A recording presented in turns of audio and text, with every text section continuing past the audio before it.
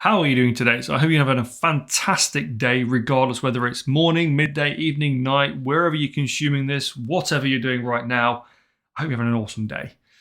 So this is a very comprehensive training. So grab a pen and paper, take some notes, take some screenshots along the way if it's going to help.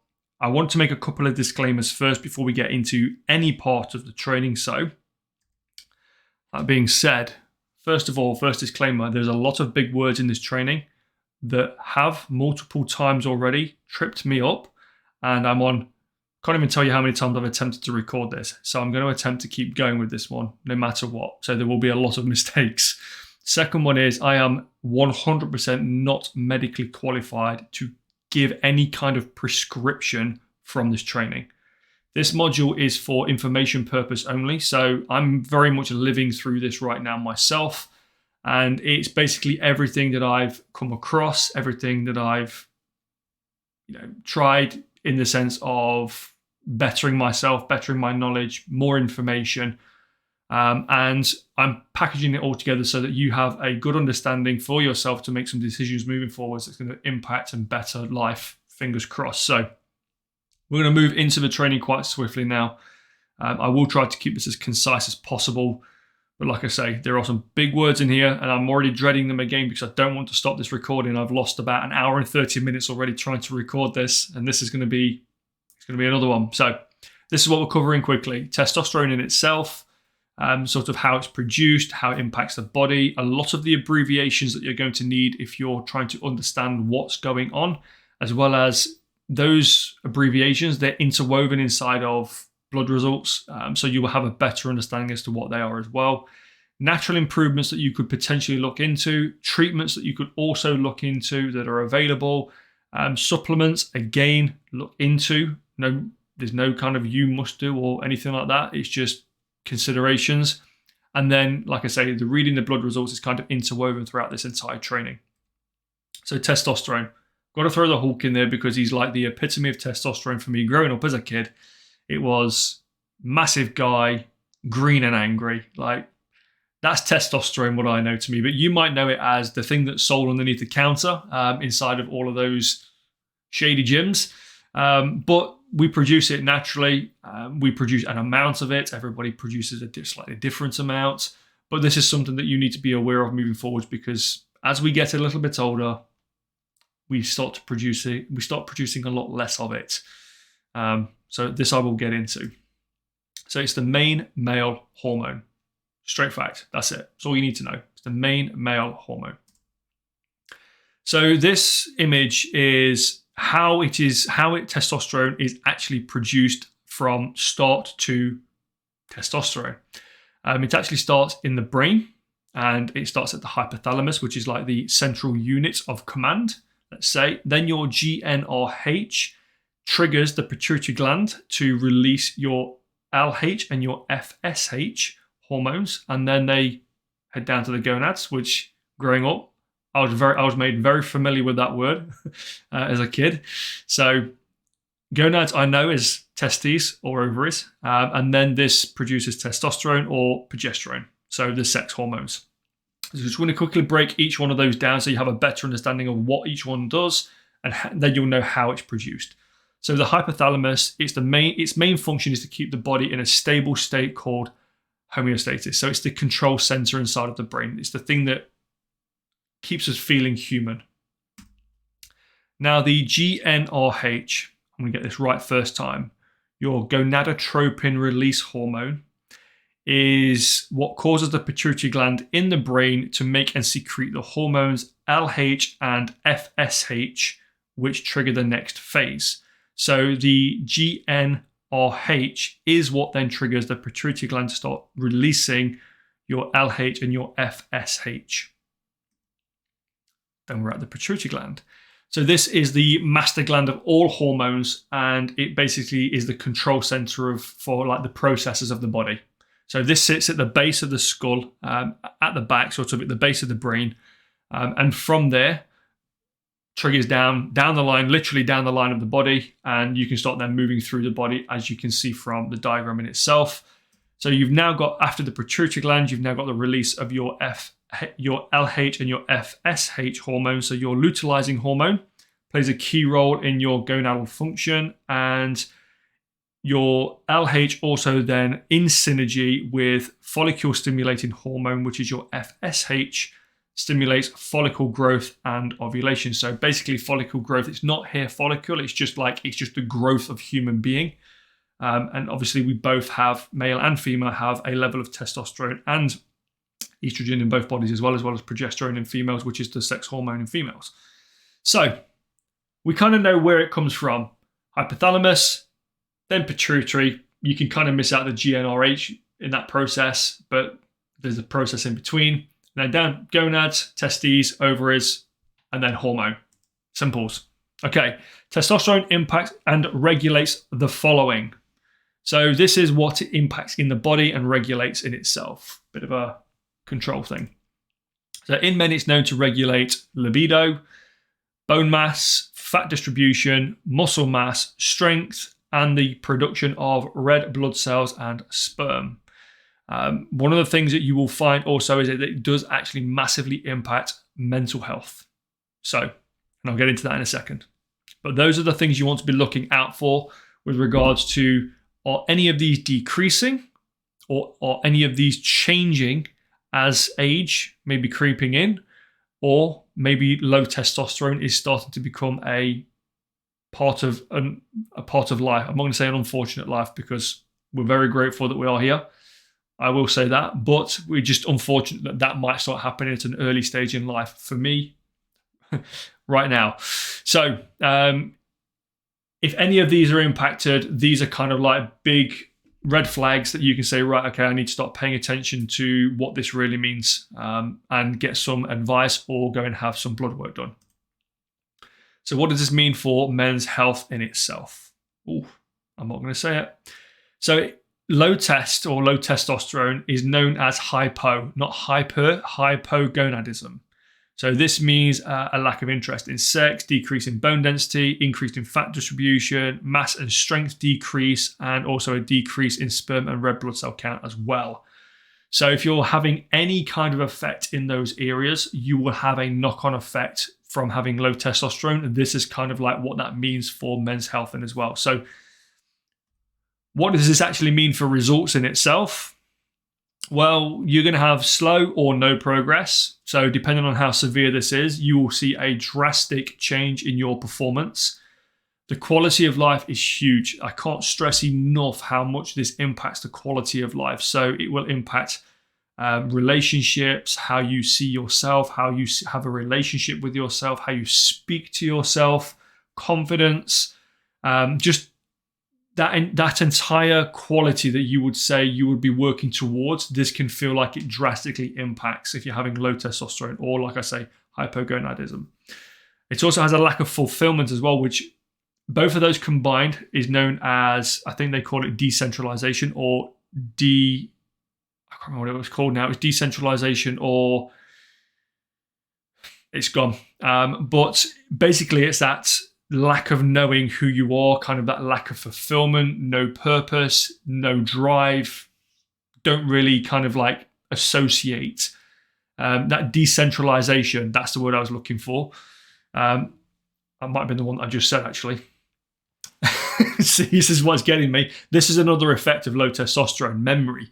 So memory, how you speak, how you connect brain to thought to vocalizing. This is another impacting thing of low testosterone. And this is something that I really, really struggle with towards the back end of a day when I've had a very full-on day with like things that have been cognitively stimulating.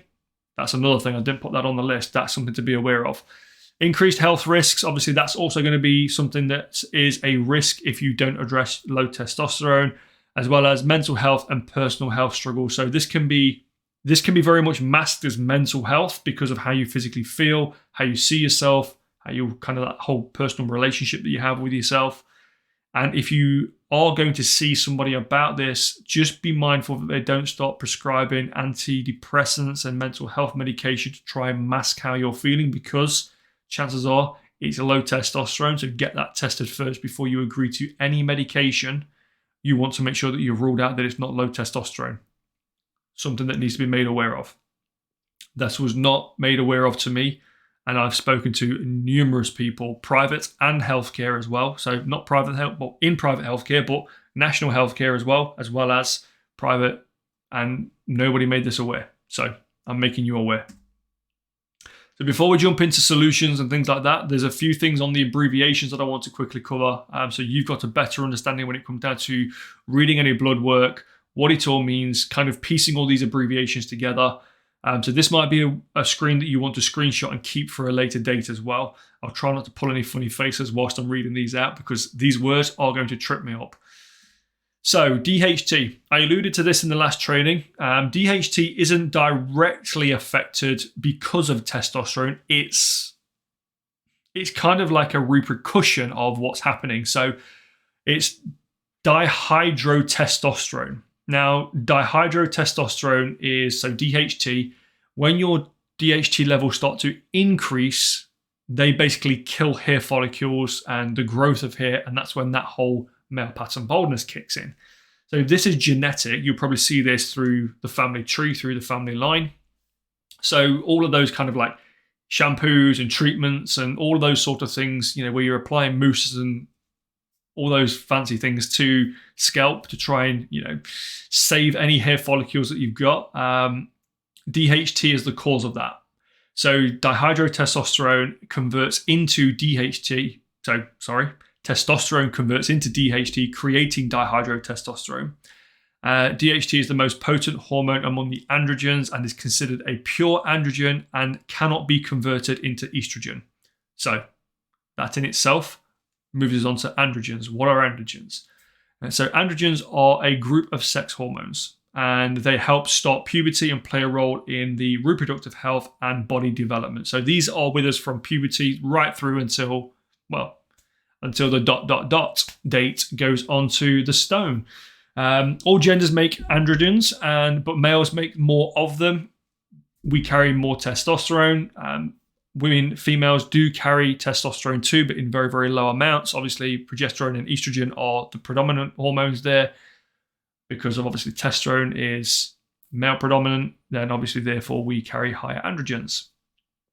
Estradiol, and that one cropped me up last time. So estradiol is the predominant form of estrogen in men. So this is the female hormone in men. So it's the predominant form of estrogen. So it's the precursor, let's say. It's essential for modulating libido, erectile function, as well as spermatogenesis, so the production of sperm.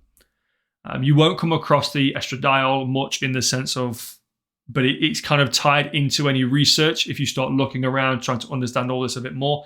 Estradiol is basically the precursor of estrogen, so it's the predominant form of estrogen in the male body. So LH, so your luteinizing hormone. So as you can remember from the images I shared a minute ago, the luteinizing hormone along with FSH, so your follicle stimulating hormone, those two that are released together from the pituitary gland. So this causes the testicles to make testosterone in itself, along with the follicle stimulating hormone. You can't make testosterone without one or the other. A hormone your pituitary gland makes and releases that plays a role in sexual development and reproduction. It affects the function of the ovaries and the testicles. So females do have both these LH and the FSH too. FSH, yes, I got it right. So they have the hormones too. Again, similar sort of process, how it's released from the hypothalamus through to the pituitary gland and then through to the gonads and then obviously testicles, testes, and then ovaries, and then obviously creates testosterone and progesterone. And then the last one is your SHBG. I always get that wrong. I always say SHGB, but it's SHBG. So this is your sex hormone binding globulin. It's a protein synthesized by the liver which binds to the steroid hormone testosterone. So it basically is the carrier. So your SHBG is the carrier of testosterone, and it transports testosterone, estradiol, which is the precursor, it's the estrogen, let's say, and the DHT, and it transports this into the body in its inactive form. So that means when you're reading your blood, you'll have testosterone and free testosterone. This is the free testosterone. This is the bit that floats around the body that isn't being used. You have to have the androgens that convert it and pull it into so it's usable. So that in itself, your SHBG, is basically just the carrier that's carrying the testosterone, the estrogen, or the estradiol, should I say, and the DHT around the body in itself, that dihydrotestosterone. That's what carries it around the body in the circulatory system, so the blood system. So what can you do to improve low testosterone naturally? This is something that I've battled with for a while now. So this is all, like I say, I'm going to remind you on the disclaimers here. This is all information. This is no go do. So please make sure you either ask a GP or a practitioner or somebody qualified if this is good for you or if this is okay for you. Do not take any actions without knowing that it works for you. Okay? Promise me. First one then. And these are some really easy, simple things that you can do that kind of contribute towards creating low testosterone to begin with. So you can improve your sleep. So this isn't just sleep amount, but this is sleep quality too. So things like blackout curtains, lavender mist spray on pillows, kiwis before bed because they I'm not going to get into it too much, but kiwis stimulate serotonin, so serotonin is therefore better for sleep, etc., etc. So these are just small things. So improving sleep quality as well as quantity will massively help not just the next part of recovery, but will just massively help the recovery of the body as well. The second part is general recovery. So this might be from training, it might be from a very laborious type job. So if you're constantly doing something and you're not having much recovery or downtime, maybe address the recovery on things as well. And this can come into your diet, which is a little bit further on down the line. Stress management. This is massive. So cortisol. I haven't included these two. I'm going to give you two pieces of information. Call it a bonus tip. I've not included this in any of the slides whatsoever. But cortisol and cholesterol contribute towards testosterone production or the killing off of. So you have to have a level of cholesterol in your body to be able to produce testosterone. So it's another thing like from the hypothalamus through the pituitary gland, through the LH and the FSH, yes. All of those processes, they also require cholesterol to produce testosterone. Now, if you've got high cholesterol, you stop producing as much testosterone. If you've got low cholesterol, you also stop producing testosterone. So your cholesterol wants to be sort of in the middle to slightly higher, just in the middle to slightly high to give yourself the best chance to produce as much of the stuff naturally as possible. So you'll find that if your testosterone levels drop, your cholesterol will probably go up too. So you need to start addressing cholesterol issues first to improve your testosterone production. You can't try and improve testosterone to improve cholesterol. It doesn't work that way. Improve cholesterol, improve testosterone. So that's the first one. Cortisol, so stress management. Cortisol kills testosterone. So if you have a very, very strenuous, stressful life and you're just constantly getting into more and more like just unquestionable stress, you are killing your chances of producing any kind of normal level of testosterone. And I think this for me is one part of why I'm struggling with low testosterone. And I'll give you some of my numbers in a minute. I've had a very stressful life. I've also been on medication in the past. So some mental health medication, be aware of this, will and can impact testosterone production later on down the line. Now, this wasn't told to me as a side effect. This wasn't also told to me at the time of agreeing to taking medication, which is why I say be very, very cautious about taking antidepressants before getting blood work tested, because you could end up causing another issue later on down the line. So a very stressful life for me, as well as contributing towards mental health medication, could have also impacted low testosterone. So stress management is a thing. Optimizing your training. So I think you've trained in a particular way for a very long time. You get in a rut, or you get into this mentality that is how you need to be training now. You have to be very smart when you've got low testosterone with training. You will find that training fewer days, but increasing how you train, or the intensity of how you train, and I'll explain in a second, will have a drastic effect on your performance, how you feel, and everything else that kind of balances out. So how do you manage or optimize your training in this sense. From research that I've been doing and also trial and error, the best way I've trained the majority of my life 6 days a week with cardio additionally on top of this. It got up to a point where I couldn't continue with this anymore and I didn't know why. I was obviously being impacted at that point by changes in levels of testosterone. Now, by doing so, what this has done is actually decreased the performance of how I'm training when I'm training. So therefore, I was feeling like it was pointless being there, and it creates that negative association with going to the gym and what it's all for. So I decreased the load intensity. So this is where your training style might change. That was a tongue twister. I even heard myself say the wrong words there. But this is where your training style might change.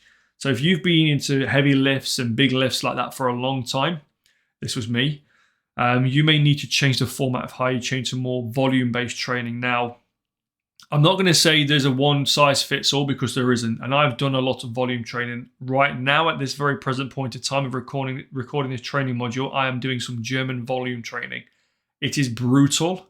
It is painful, but it's not lifting anywhere near your max weight, but it's mass amounts of volume. And by doing so, you're creating a huge intention. You're creating huge intensity, but you're not creating a massive stimulant on your central nervous system, your CNS. So your body can actually recover more effectively from this. So optimize your training is massive when it comes down to trying to make your body respond in the most positive ways to hopefully changing how it's producing testosterone. So reduce your cholesterol. If you've got high cholesterol, you need to be able to reduce it. High cholesterol will kill out your testosterone. I did put a little bit of a reminder in here. But also you need some cholesterol in there to be producing testosterone. So just bear that in mind. Improve your cardio health. So this isn't going to be a massive if you do cardio, you'll improve your testosterone. This is just more about looking after health internally as well. So it's all good and well lifting weights, which by lifting weights, you can improve bone density, muscle mass, obviously metabolic rate, and all of those fantastic things and all those beneficial things that go with it. But you need to have a level of improved cardio health that goes with it. Now, if you've got improved cardio health, you're shifting blood around the body a lot better. You're distributing nutrients a lot better, hormones a lot better. Everything's kind of better balanced. This is something I started doing when I first was given my diagnosis of low testosterone. And just by improving my cardio health made my physical health feel 10 times better. So that is something that I would recommend definitely paying a bit of attention to. Improve your diet.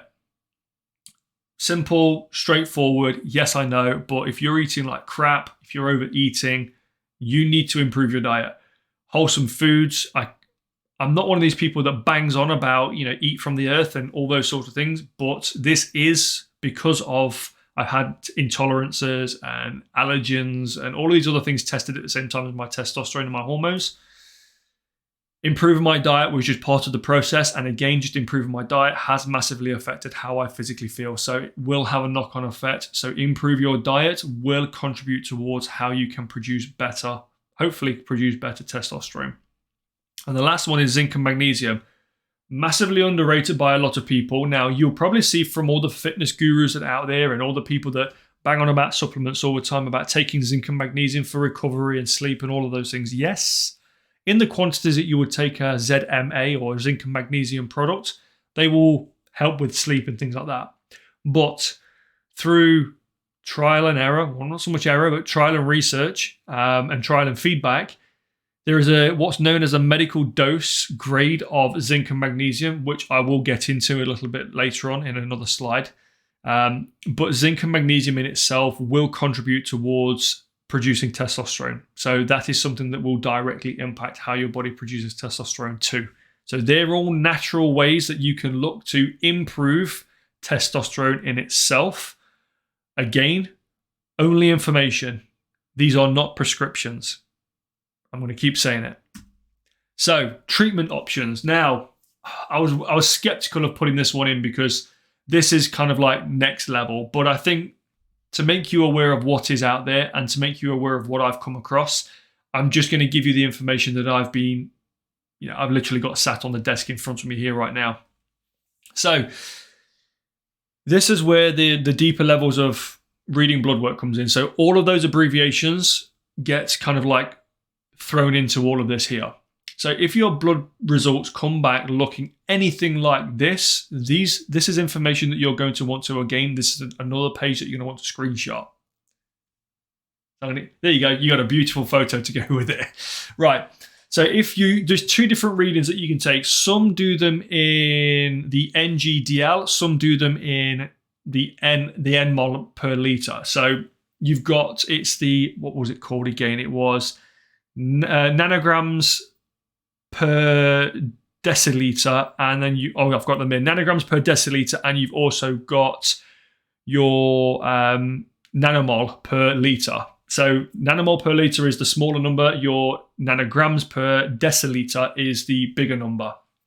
Either or, depends on where you're getting your bloods tested. Some will come back with the numbers in the hundreds, some will come back the numbers in the double digits.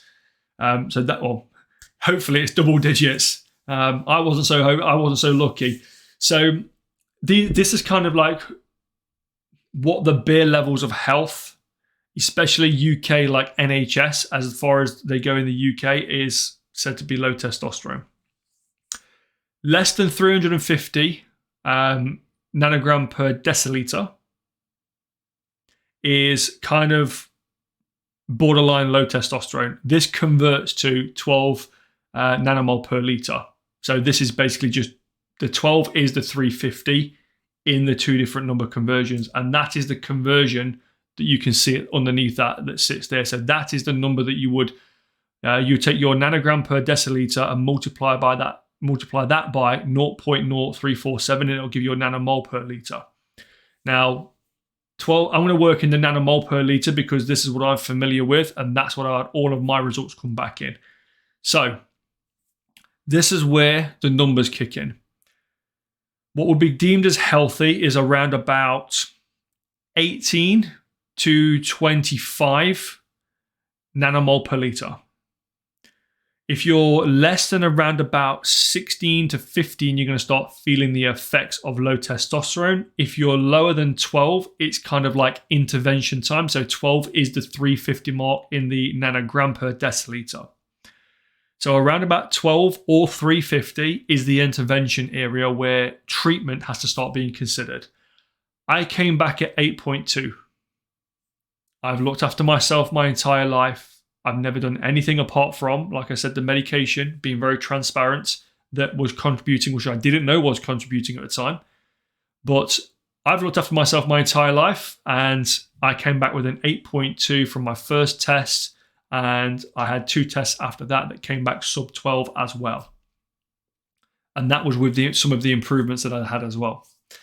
So under normal circumstances, men should have a testosterone level that falls between 270 to 1070 nanograms per deciliter. Anything under 300, so 10 nanomole per liter, is considered low T. It's actually 12 in the UK, but even at 8.2, I have been told I will not get help. And the only option that I have is to either one, kick off screaming inside of some practice that's going to say I demand help, or two, go down the route of private care. And the private care is expensive. I'm not going to lie. For treatments ongoing, I don't want to throw these numbers out there to scare you, but you're probably looking at this present point in time when this is recorded, you're probably looking in the region of between 2 to 3 grand. So £2,000 to £3,000 per year to manage testosterone, because the testosterone, the appointments, the treatments, the retesting throughout the year multiple times. So I would, if you're going to go down the routes of going to a men's health clinic, find one that is fairly local, because you may have to travel. They're not actually they're not easy to come by either. So it's something that is very kind of up and coming for men's health. But if you're going to go to a men's health clinic, these are the numbers that you need to be aware of. sub 12 or sub 350, so sub 12 nanomole or sub 350 nanogram per deciliter, they're the numbers that you need to be aware of. That's when things start to get serious. Now, if you are kind of in the realms of around about 15 to 16 nanomole per liter, you will probably feel a bit more on the stable side of things, but you might feel those dips every now and again, and that's kind of like the alarming phases where those dips, you're slowly on the decrease, you're slowly on the decline. If you've got high testosterone, so you're looking at like 25 to 30 and above, speak to somebody immediately, because you might have to have a course of estrogen or progesterone being brought in, more the estrogen, so the estradiol. You might need a course of that being brought in to control the production of testosterone to bring those levels down. So the estradiol also is a course of treatment too, but that's not what we're talking about in this training. So these are your numbers that you need to be aware of. Low T, low testosterone, or hypogonadism is sub 12 nanomole, sub 350 nanograms per deciliter. The conversion for that on the screen, so you can work out on both scales which kind of where you're at. I'm 8.2 and I feel this drastically. I feel it drastically. My mood can be up and down, how I feel, like lethargic, fatigue, how I'm training. All of these things can be massively impacted, but they also can be slightly improved from some of the natural things that I've been doing. And I've not chosen to go down the route of any kind of therapy treatment just yet. But I do feel like this is probably the only option for me to get back to being at peak performance, not just physically, but just mentally on my game, just, really kind of like living life the way that it's supposed to be lived. I personally feel that there's only that one option that I've got is going down therapy route. So again, if you're feeling any of the low effects, this is kind of what the low effects are looking like. So the next one then, so it's TRT, so testosterone replacement therapy. There's only really two that kind of stand out from my research and from my sort of investigating that I've been doing.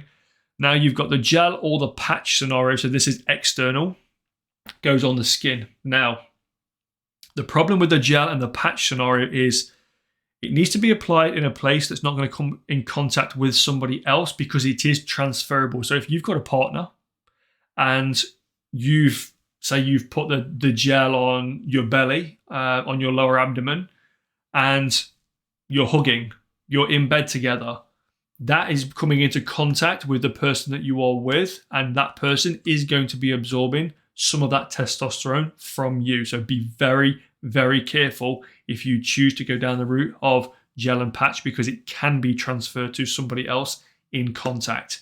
Now, just to kind of just from information that I've gathered, gel and patch also, they have a slightly higher chance of prostate cancer because of the absorption rate of it and the ineffectiveness that it actually has, like prolonged. Because it takes a very long time for this, like the gel or the patch, to be absorbed into the body, we don't actually get everything that we're putting onto the skin, and it's such a low dose as well, and it takes months to build these levels up. So if you do root for the gel, but basically the non-invasive, and this is the route that I was looking at when I was looking at TRT, because I'm not, I don't want to be involved in the whole needling, etc., etc.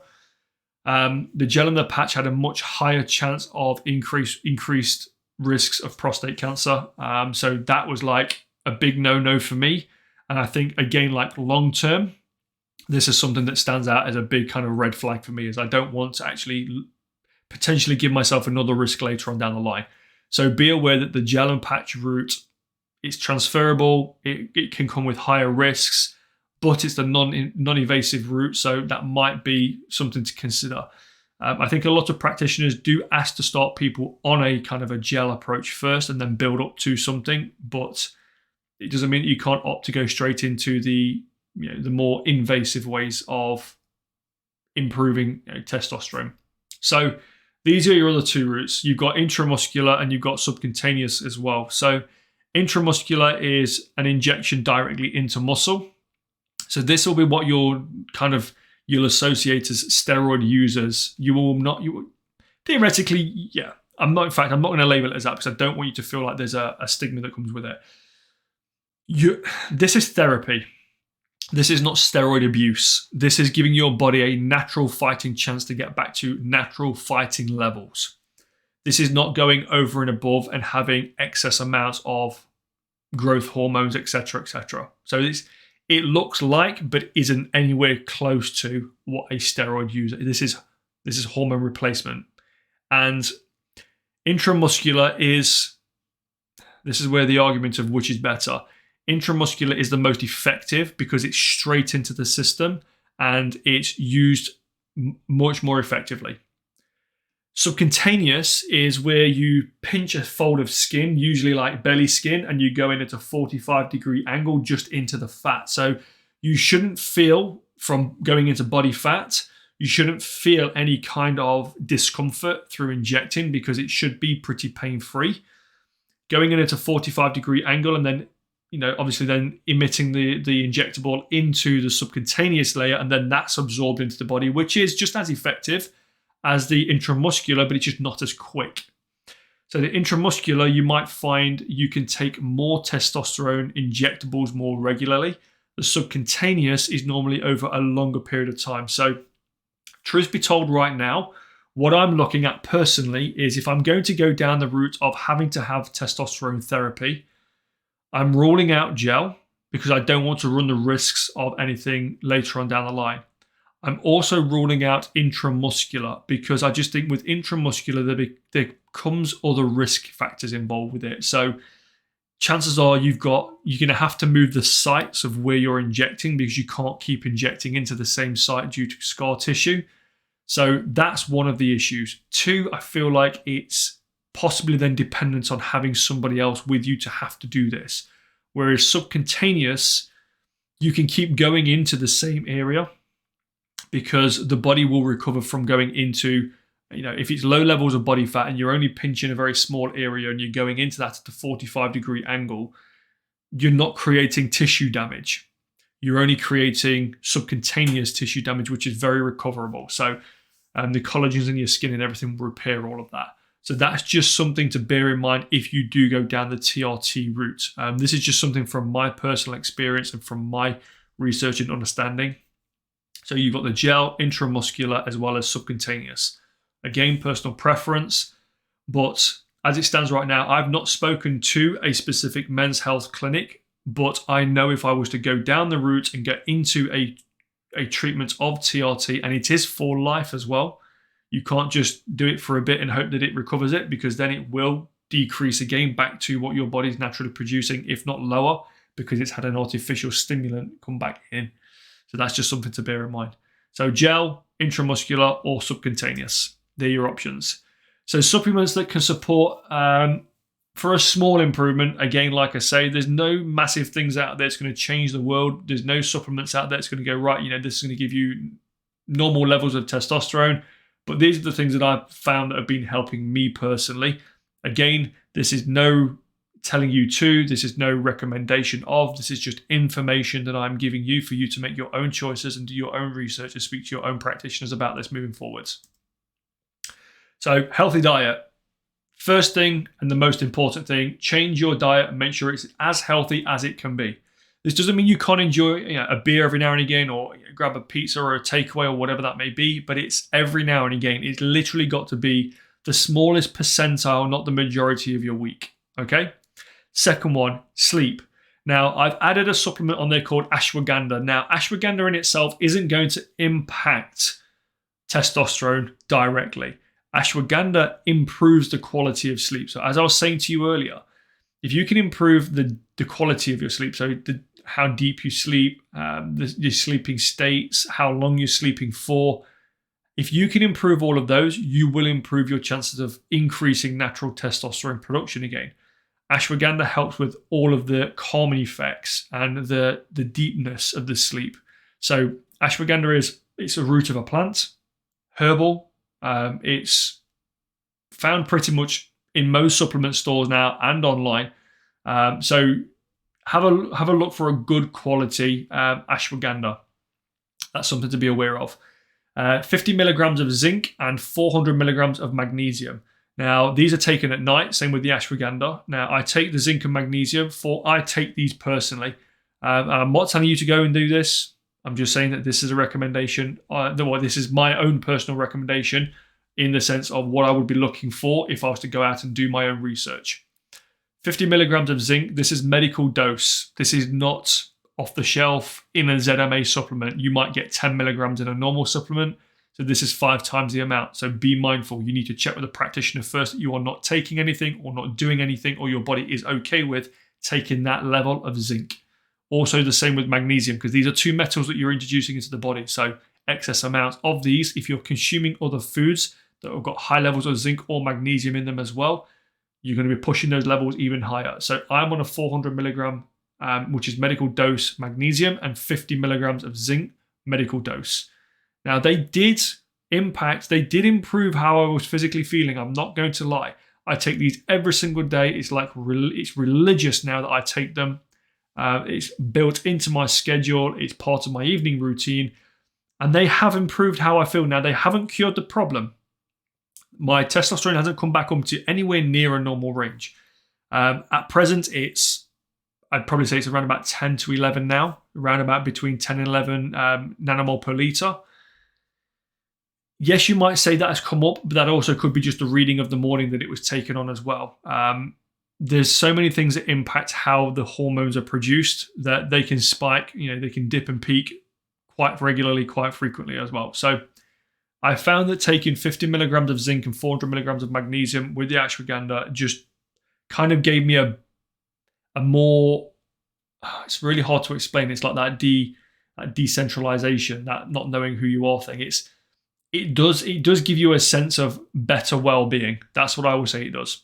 That's what I physically felt by taking them. It gave me a better sense of well-being. Now, it didn't solve the problem, but it gave me a better sense of well-being. So that's just something to bear in mind moving forward. Go and speak to a practitioner, get some help, get some advice, get some health advice on this, add it all together. Whatever that may be, make the right choice for you. Make it safely as well. So what I will say is that this probably isn't going to be the end of the trainings for Men's Health Beyond 30. I'm expecting questions to come from these trainings that could potentially expand into future trainings as well, how it's impacting training, etc., etc. So if you do have any questions, if you do have any further questions later on down the line, let me know, send me a message, or you can pop me an email at the bottom and just ask in private, on a potential training that may be suitable for you that you may be considering. If it is on a specific area, then an additional training will be kind of bolted onto a back-end bonus of this module in itself. But that being said, thank you for being around. I know these are not short by any means. We've been going for 43 minutes now. So if you're still here at this point, I hope you've taken away some valuable information. Use it wisely, use it safely. And if you need any advice moving forward, please do not hesitate for a second. Come and speak to me, even if you're just kind of feeling a little bit off about it. Maybe it's a consideration. If we can have a conversation, you never know. Me and you might be able to kind of fathom up some kind of thing moving forward where you are getting the right direction, you are getting the right support that's needed. And I possibly could then say, yes, you are struggling with or suffering with low testosterone. It's time to go get some blood work done, because I'm hearing your symptoms and it sounds very familiar. So hope you've enjoyed it. I appreciate you for being here. And as always, have an awesome day. I'll catch you in a future training. Take care.